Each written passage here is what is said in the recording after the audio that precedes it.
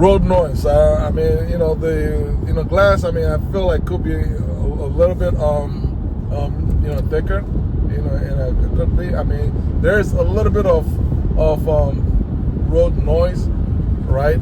But it's not a deal breaker. It's still very fairly quiet inside here. But hey, again, if you're looking for areas to improve what is already for me a very good product, then that is one area. Again, one pedal driving. This for me.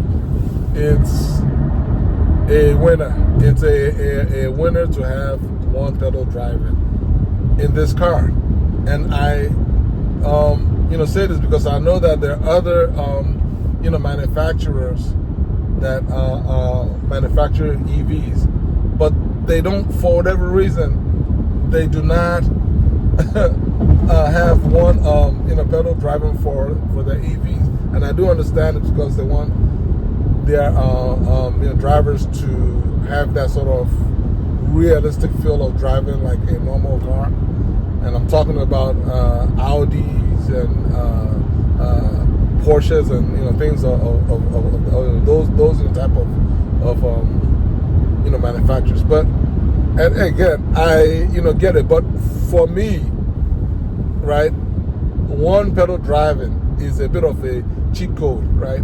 Because you can really push this car, and you have the one pedal. It's almost like you got two brakes. You can have the one pedal that's going to brake it at a very high speed, and then if you need that extra brake, boom, then you basically, it gives you enough time to choose. Okay, do I need to really use the real brake, or is the one pedal enough? And then it also helps you when you're pushing the car into corners. You can confidently approach corners at a high speed and just release your foot from the pedal, and it will just pull back for you, right? So it's just fun. As I mentioned, it's a cheat code because you already have the instant torque of almost 600, right? And then you have the one pedal force, so it allows you to basically really just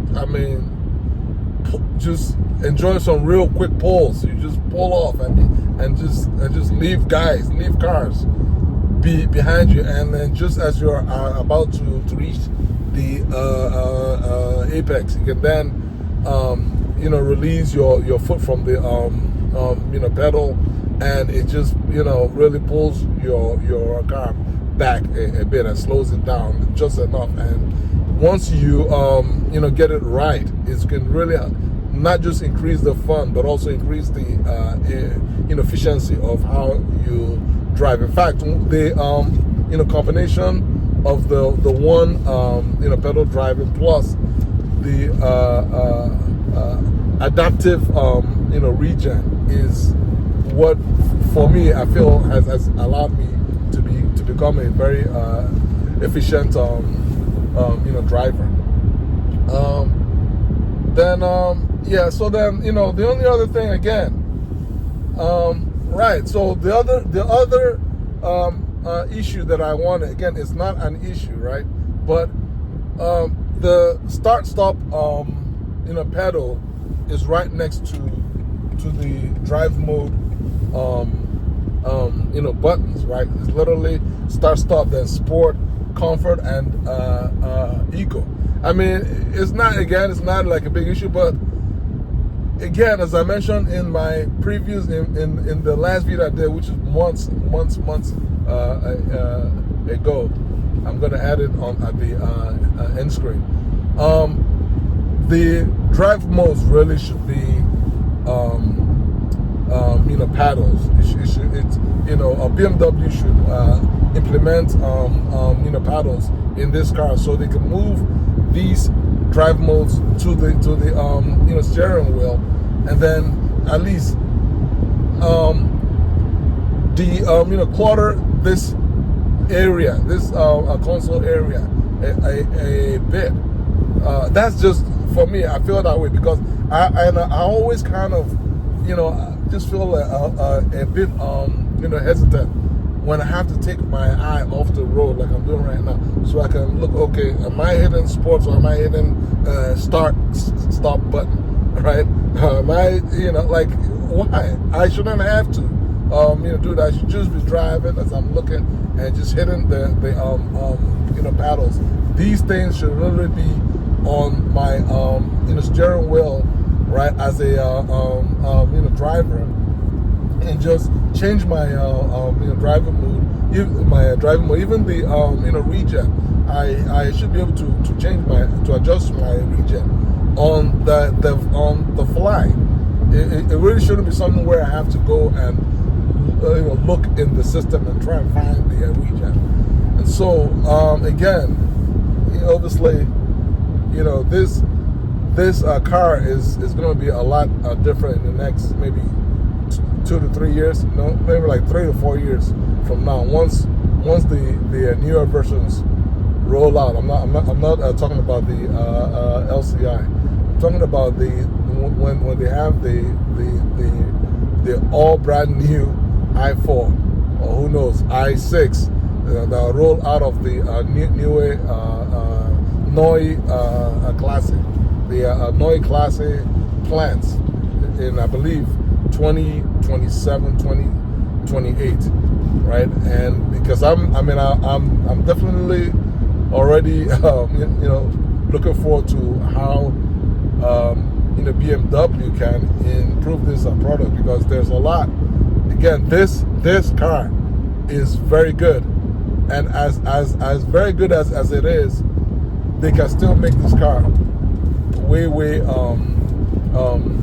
better, right? As I mentioned, the number one obvious area is the range. Is the range. I mean, this car needs a bit more range. This car in this day and age, any EV, especially when you spend this type of money, if you give me an EV and you're giving me less than 300 miles of real world range, not just some crazy estimate, real world range less than 300 miles, then it's just not good enough. And so my car right now, as I mentioned, has roughly around 250. Now it was at 270. So in reality, what I really need is not 300. I need about 350, because once the 5% in the first year, right? Once the usual 5% first year degrade happens to the battery life, then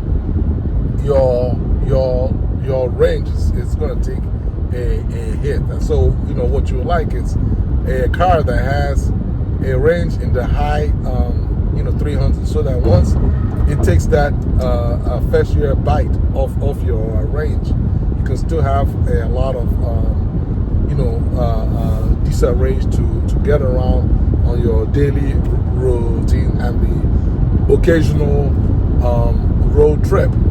So I think that's all I have for now. Okay, right. And then the last but the not least is depreciation. Depreciation, guys. I'm not even going to look at it. I'm not going to remember when I made my first video. When you make a decision to buy a car brand new, you already know that you're going to take a massive, crazy depreciation hit. And so, for me, I do not even think, I'm already thinking about the next BMW that's probably going to cost $100,000. I'm not thinking of that. I mean, this one is already gone. I'm just going to enjoy this car, whether it's worth 50 or 40K right now. It's not my problem. It's really not. Sorry, it's not at all. My problem is, how can I use this car to make another 20 or 30 or 40K this month? That's the mindset. real talk. I'm not even like kidding around. That's the mindset that I am on. If I have to worry about losing 40K or 50K once every 5 or 6 years, then I don't have my mind right. So that's it for me, guys. As I mentioned, it's been sweet. It's been lovely. Again, if you cannot afford, again, I would not. If I had to do it all over again, not with standard, right? If I had to do it all over again, would I buy brand new? Well, it all depends, right? Again, for me, you have to go brand new if there's a massive improvement versus whatever the previous model was. Like right now, the LCI model, the 2025, there's no any improvement. So what is there for me to worry about? There's literally nothing to be concerned about. Now the 2027, 2028 models, now that is going to be totally different, and that I will, if I was able to get one that's brand new, I'll definitely go. I'll go brand. Even though knowing that I will lose probably about $40,000, I will do it. I will do it because I'm not going to drive. I know it sounds crazy, but I'm not going to say, oh, let me go and drive this other car because I've saved 40, 50,000 in the appreciation. That's not the way that I think. That's not my mindset. My mindset is, can I afford it? If the answer is yes, well then get what is going to make you happy.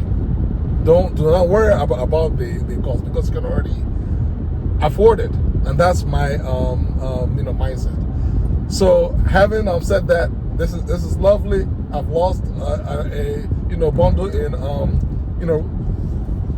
depreciation, but I'm happy with it, and I'm good. So there's been no issues, and I'm grateful that my car hasn't had any issues so far in 12 months. So guys, how do you guys feel? I mean, is this something that you guys want to do? If you wanted to buy one of these, would you buy it? Would you lease it? Would you go used? Leave your comments below, like this video, share this video, and subscribe to my channel. Take care. God bless you guys. Peace.